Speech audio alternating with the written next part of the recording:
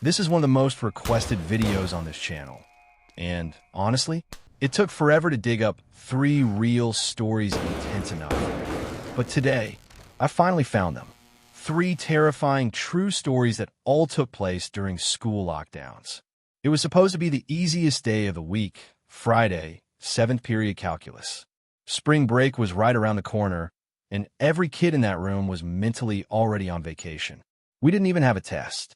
Our teacher, the super chill one, had us playing random quizzes on sportscle.com. We were laughing, shouting out answers. Someone had just said Adidas. And that's when the loudspeaker crackled to life. The dean's voice exploded through the room. Not calm, not controlled, panicked, shaking. This is not a drill. Teachers, lockdown. Now, instant goosebumps. Our laid-back teacher turned into a completely different person, slamming off the lights, pushing us to the back of the room, whispering, "Move, move, move." 2 minutes later, the power cut. The ever-present buzzing from the wall panel died, leaving us in suffocating silence. We all knew this wasn't a drill. This was real. Then we heard it. A man screaming.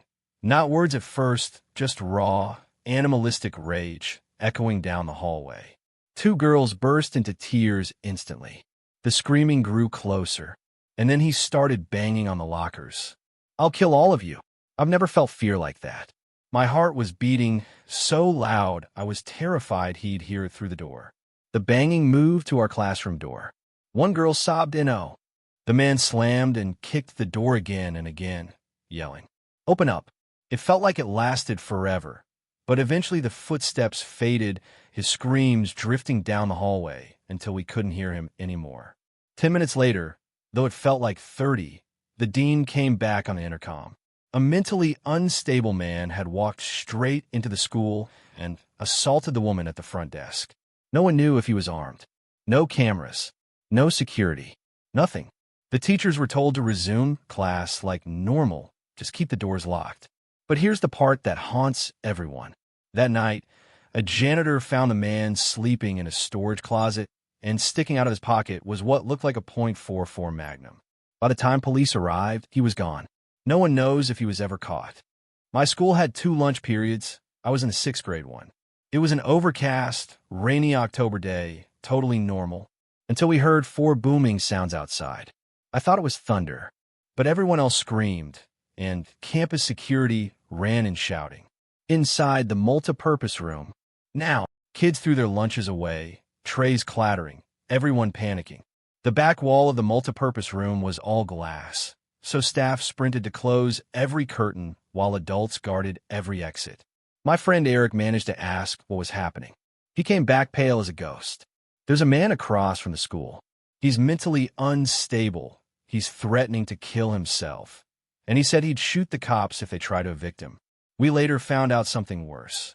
He was a registered sex offender who had been watching students through the windows for months. We were locked inside that room for over an hour. After we were finally escorted out, my friend Brandy told me something that made everything even more disturbing.